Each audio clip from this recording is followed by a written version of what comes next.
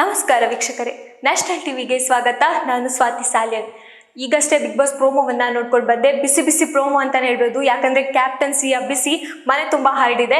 ಹಾಗಾಗಿ ಈ ಕ್ಯಾಪ್ಟನ್ಸಿಯಲ್ಲಿ ಯಾರು ವಿನ್ ಆಗ್ತಾರೆ ಅನ್ನೋದು ಈಗ ಕುತೂಹಲಕಾರಿಯಾಗಿದೆ ಅಂತಾನೆ ಹೇಳ್ಬೋದು. ಯಾಕೋ ಒಂದು ಕಡೆ ಸ್ವಲ್ಪ ಬೇಜಾರಾಗ್ತಿದೆ. ಯಾಕಂದ್ರೆ ಈಗ ಬಿಟ್ಟಿರೋ ಪ್ರೋಮೋದಲ್ಲಿ ಗಿಲ್ಲಿ ಮತ್ತೆ ಕಾವ್ಯ ಕಾಣಿಸ್ತಿಲ್ಲ. ಅಂದ್ರೆ ಅವರು ಹೊರಗೆ ಇದ್ದಾರೆ ಅಂತಾನೆ ಅರ್ಥ ಆಗಿದೆ. ಅಂದ್ರೆ ಗೇಮ್ ಇಂದ ಅವರನ್ನ ಹೊರಗಿಟ್ಟಿದ್ದಾರೆ. ಹಾಗಾದ್ರೆ ಯಾರು ಈ ಗೇಮ್ ಅಲ್ಲಿ ವಿನ್ ಆಗಿ ಹೊರಗಿಟ್ಟಿರ್ಬೋದು? ಇದೆಲ್ಲ ನಾವು ಇವತ್ತಿನ ಎಪಿಸೋಡ್ ಅಲ್ಲಿ ನೋಡಿ ತಿಳ್ಕೊಳ್ಬಹುದು. ಯಾಕಂದ್ರೆ ನಿನ್ನೆ ಎಪಿಸೋಡ್ ಅಲ್ಲಿ ಏನಾಯ್ತು ಅಂದ್ರೆ ಅಶ್ವಿನಿ ಮತ್ತೆ ರಘು ಅವರು ಟಾಸ್ಕ್ ಅನ್ನ ವಿನ್ ಆಗಿ ಇವತ್ತು ಅವರಿಗೆ ಯಾರನ್ನಾದ್ರೂ ಹೊರಗಿಡುವ ಅವಕಾಶ ಸಿಕ್ಕಿದೆ. ಅಲ್ಲಿ ಸೂರಜ್ ಮತ್ತೆ ರಾಶಿಕಾನ ಹೊರಗಿಡ್ತಾರೆ ಅನ್ನೋದೊಂದು ಗಾಳಿ ಮಾತಿದೆ. ಬಟ್ ಇವತ್ತಿನ ಬೆಳಿಗ್ಗೆ ಬಿಟ್ಟ ಪ್ರೋಮೋದಲ್ಲಿ ಅವ್ರು ಕಾಣಿಸ್ತಿಲ್ಲ. ಬಟ್ ಹೌದಂತ ಆಗುತ್ತೆ. ಅಂದ್ರೆ ಸೂರಜ್ ಮತ್ತೆ ರಾಶಿಕಾನ ಹೊರಗಿಡ್ತಾರೆ.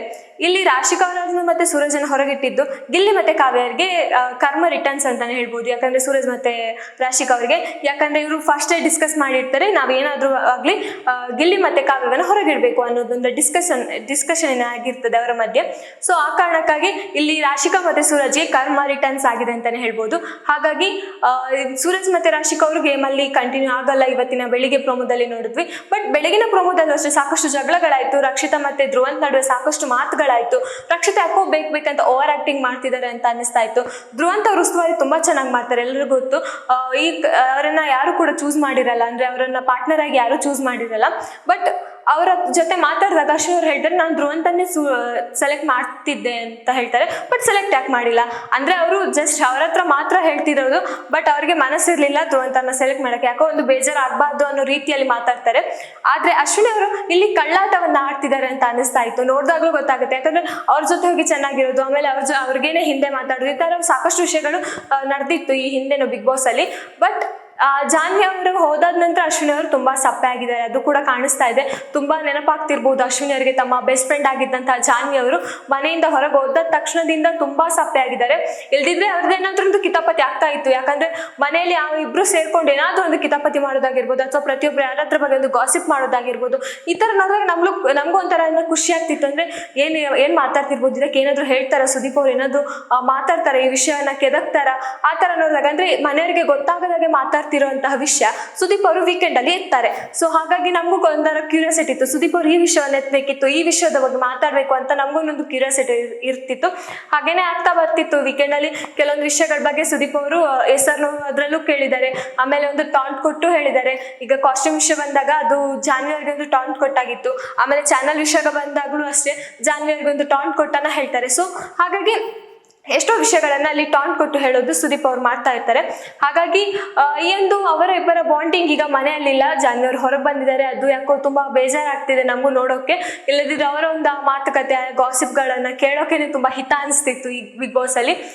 ಇನ್ನು ಇವತ್ತಿನ ಆಟದ ಬಗ್ಗೆ ಕೇಳೋದಾದ್ರೆ ಯಾಕೋ ತುಂಬಾ ಟಫ್ ಆಟ ಅಂತ ಅನಿಸ್ತಾ ಇತ್ತು. ಸ್ಪರ್ಧಿಗಳನ್ನೆಲ್ಲ ಬಾಕ್ಸ್ ಒಳಗೆ ಹಾಕಿದ್ರು, ಅಂದ್ರೆ ಪುರುಷ ಸ್ಪರ್ಧಿಗಳನ್ನ ಬಾಕ್ಸ್ ಒಳಗೆ ಹಾಕಿದ್ರು. ಆ ಬಾಕ್ಸ್ ನ ಬೀಗ ಹಾಕಿ ಬೀಗದಕಾಯಿ ಅಥವಾ ಏನೊಂದು ಚೀಟಿ ಅವ್ರಿಗೆ ಒಂದು ಒಗಟ್ಟು ಹೇಳ್ತಾರೆ. ಮಹಿಳಾ ಸ್ಪರ್ಧಿಗಳಿಗೆ ಅಂದ್ರೆ ಅವರ ಪಾರ್ಟ್ನರ್ಗೆ ಒಂದು ಒಗಟ್ಟನ್ನ ಹೇಳ್ತಾರೆ. ಆ ಒಗಟ್ಟಿನ ಉತ್ತರವನ್ನ ಹುಡುಕಿ ಕೀ ಅನ್ನ ಓಪನ್ ಮಾಡ್ಬೇಕು ಅಂತ ಒಂದು ಟಾಸ್ಕ್ ಇರುತ್ತೆ. ಬಟ್ ಇದ್ರಲ್ಲಿ ಎಲ್ಲರೂ ಕನ್ಫ್ಯೂಷನ್ ಅಲ್ಲಿ ಇದ್ದಾರೆ. ನೀವು ನೋಡಿದ್ರೆ ಗೊತ್ತಾಗುತ್ತೆ ಪ್ರೋಮೋ, ಸಾಕಷ್ಟು ಕನ್ಫ್ಯೂಷನ್ಗಳು ಈ ಒಂದು ಗೇಮ್ ಅಲ್ಲಿ ಇತ್ತು.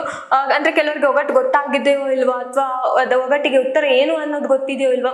ಚೈತ್ರ ಅವ್ರು ಹೇಳ್ತಾರೆ, ನಂಗೆ ಒಗಟ್ಟಿಗೆ ಆನ್ಸರ್ ಸಿಕ್ಕಿದೆ, ಬಟ್ ಅದೆಲ್ಲಿದೆ ಅಂತ ಗೊತ್ತಾಗ್ತಿಲ್ಲ ಅಂತ ಒಂದು ಕೂಗೋತಾರೆ, ಮಾತಾಡ್ತಾರೆ. ಹಾಗಾಗಿ ಏನೋ ಸ್ವಲ್ಪ ಟಫ್ ಇರ್ಬೇಕು, ಒಗಟ್ಟು ಕೂಡ ಅಷ್ಟೇ ಟಫ್ ಇರ್ಬೇಕು ಅಂತ ಅನಿಸ್ತಾ ಇತ್ತು. ನೋಡುವಾಗ ಆಗ ಅನಿಸ್ತಾ ಇದೆ. ಇನ್ನು ಪ್ರೋಮೋದಲ್ಲಿ ಹೇಗೆ ತೋರಿಸ್ತಾರಂತ ನಿಮ್ಗೆ ಗೊತ್ತು. ಪ್ರೋಮೋದಲ್ಲಿ ಒಂಥರ ತುಂಬಾನೇ ಎಫೆಕ್ಟ್ ಆಗಿ ತುಂಬಾ ಏನೋ ಒಂದು ದೊಡ್ಡ ಜಗಳ ಆಗೋ ರೀತಿ ತೋರಿಸ್ತಾರೆ. ಬಟ್ ಎಪಿಸೋಡ್ ಅಲ್ಲಿ ಏನೂ ಆಗಿರಲ್ಲ. ಅವರೊಂದು ಅಂತಿರ್ತಾರೆ, ನೆಕ್ಸ್ಟ್ ಸಾಫ್ಟ್ ಆಗಿ ಏನೋ ಮಾತಾಡಿರ್ತಾರೆ. ಸೊ ಅದನ್ನ ಪ್ರೋಮೋದಲ್ಲಿ ತೋರಿಸಿದ ರೀತಿ ನಮ್ಗೆ ಎಪಿಸೋಡ್ ಅಲ್ಲಿ ನೋಡಕ್ ಸಿಗಲ್ಲ. ಆದ್ರೂ ಒಂದು ಪ್ರೋಮೋ ನೋಡೋಕೆನೆ ಖುಷಿ ಆಗುತ್ತೆ. ಯಾಕಂದ್ರೆ ಏನಿರ್ಬೋದು, ಏನಾಗ್ತಿರೋದು, ಯಾಕೆ ಜಗಳ ಆಗ್ತಿದೆ ಅನ್ನೋದೊಂದು ಕ್ಯೂರಿಯಾಸಿಟಿ ಸಾಕಷ್ಟು ಜನಕ್ಕೆ ಹುಟ್ಕೊಳ್ಳೋದಂತೂ ಈ ಪ್ರೋಮೋ ನೋಡಿದಾಗಲೇ. ಅದ್ರಲ್ಲೂ ಶನಿವಾರದ ಪ್ರೋಮೋ ನೋಡಕ್ಕಂತೂ ಸಿಕ್ಕಾಪಟ್ಟೆ ಜನ ಕಾಯ್ತಿರ್ತಾರೆ. ನಿಮ್ಗೂ ಗೊತ್ತಿರುತ್ತೆ ಒಂದು ಪ್ರೋಮೋಗಾಗಿ ಎಷ್ಟು ಜನ ಕಾಯ್ತಿರ್ತಾರೆ. ಒಂದು ಸ್ಯಾಟರ್ಡೆ ಎಪಿಸೋಡ್ ಪ್ರೋಮೋ ಅಂದ್ರೆ ಯಾರಿಗೆ ಕ್ಲಾಸ್ ಇದೆ, ಯಾರಿಗೆ ಕಿಚ್ಚನ ಇವತ್ತಿನ ಕ್ಲಾಸ್ ಯಾರಿಗೆ ಅನ್ನೋದು ಪ್ರಶ್ನೆ ಆಗುತ್ತೆ. ಆಮೇಲೆ ಕಿಚ್ಚ ಸುದೀಪ್ ಅವರು ಯಾರಿಗೆ ಬೈತಾರೆ ಅನ್ನೋದು ಕೂಡ ಒಂದು ಮ್ಯಾಟರ್ ಆಗುತ್ತೆ. ಈಗ ಅಶ್ವಿನಿ ಅವರಿಗೆ ಬೈಯುವಂತ ಸಿಚುವೇಶನ್ ಇದ್ದಾಗ ಎಷ್ಟೋ ಜನ ತುಂಬಾ ಜನ ವೇಟ್ ಮಾಡ್ತಿದ್ರು, ಅಶ್ವಿನಿ ಅವ್ರಿಗೆ ಯಾವಾಗ ಬೈತಾರೆ, ಅಶ್ವಿನಿ ಅವ್ರಿಗೆ ಯಾವಾಗ ಹೇಳ್ತಾರೆ ಅನ್ನೋದು. ಸೊ ಹಾಗೆ ಸುದೀಪ್ ಅವರ ಬರುವಂತದ ವೀಕೆಂಡ್ ಎಪಿಸೋಡ್ಗೆ ಸಾಕಷ್ಟು ಜನ ಕಾಯ್ತಿರ್ತಾರೆ. ಆ ಒಂದು ಪ್ರೋಮೋಗೆ, ಬೆಳಗ್ಗೆ ಬಿಡುವಂತ ಒಂದು ಪ್ರೋಮೋಗೆ ಸಾಕಷ್ಟು ಜನ ಕಾಯ್ತಾ ಇರ್ತಾರೆ. ಇನ್ನು ಇವತ್ತಿನ ಎಪಿಸೋಡ್ ಅಲ್ಲೂ ಅಷ್ಟೇ ಸಾಕಷ್ಟು ಒಂದು ಟ್ವಿಸ್ಟ್ಗಳಿದೆ ಈ ಗೇಮಲ್ಲಿ, ಸಾಕಷ್ಟು ಮಾತುಗಳಿದೆ, ಸಾಕಷ್ಟು ಜಗಳಗಳಿದೆ. ಆದ್ರೆ ಇದರಲ್ಲಿ ಗಿಲ್ಲಿ ಮತ್ತೆ ಕಾವ್ಯ ಕಾಣಿಸ್ಕೊಳ್ತಿಲ್ಲ. ಹಾಗಾದ್ರೆ ಇವರನ್ನ ಹೊರಗಿಟ್ಟಿದ್ದಾರೆ ಅನ್ನೋದು ಖಾತ್ರಿ ಆಗುತ್ತೆ. ಹಾಗಾದ್ರೆ ಯಾರು ಹೊರಗಿಟ್ಟಿರ್ಬೋದು? ಆ ಬಾಲ್ ಟಾಸ್ಕ್ ಅಲ್ಲಿ ಯಾರು ವಿನ್ ಆಗಿರ್ಬೋದು? ಮೇ ಬಿ ಅವರು ಆಟ ಆಡೋ ರೀತಿ ನೋಡಿದಾಗ ರಕ್ಷಿತಾ ಮತ್ತೆ ಮಾಳು ವಿನ್ ಆಗಿರ್ಬೋದು ಅನ್ಸುತ್ತೆ. ಯಾಕಂದ್ರೆ ಫಸ್ಟ್ ಇಂದ ಅವರು ಸ್ಟ್ರಾಟಜಿ ಮಾಡ್ಕೊಂಡು ಆಟ ಆಡ್ತಾ ಬರೋದನ್ನ ನಾವು ಪ್ರೋಮೋದಲ್ಲಿ ನೋಡಿದ್ವಿ. ಸೊ ಆ ಕಾರಣಕ್ಕಾಗಿ ರಕ್ಷಿತಾ ಅವರು ಏನಾದ್ರು ಅವರನ್ನ ಹೊರಗಿಟ್ಟಿರ್ಬೋದಾ? ಯಾಕಂದ್ರೆ ರಕ್ಷಿತಾ ಅವರ ಮೇನ್ಲಿ ಟಾರ್ಗೆಟ್ ಗಿಲ್ಲಿ ಅವರೇ ಆಗಿದ್ದಾರೆ.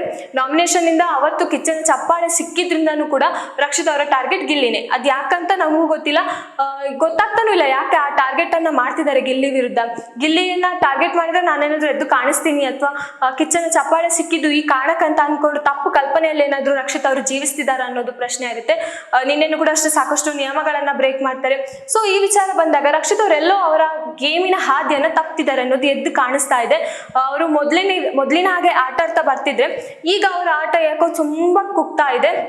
ಇನ್ನು ಮನೆಯವ್ರ ವಿಷಯಕ್ಕೆ ಸಾಕಷ್ಟು ಜನ ಅಷ್ಟೇ ಅವ್ರ ಆಟಗಳನ್ನ ಮೊದಲು ಹೇಗೆ ಆಟ ಆಡ್ತಿದ್ರು ಈಗ ಆಟ ಆಡ್ತಿಲ್ಲ. ಈಗ ಜಂಟಿಯಾಗಿ ಬಂದಂತಹ ಅಭಿಷೇಕ್ ಅವರು ಅಶ್ವಿನಿ ಅವ್ರ ಜೊತೆ, ಅಂದ್ರೆ ಅಶ್ವಿನಿ ಅವರ ಪಾರ್ಟ್ನರ್ ಆಗಿದ್ರಲ್ಲ, ಆ ಅಶ್ವಿನಿ ಅವ್ರ ಜೊತೆ ತುಂಬಾ ಚೆನ್ನಾಗಿ ಆಟ ಆಡ್ತಿದ್ರು. ಎಷ್ಟೋ ಗೇಮ್ಗಳು ವಿನ್ ಆಗಿದ್ದಾರೆ ಅವ್ರ ಜೊತೆ ಇದ್ದು.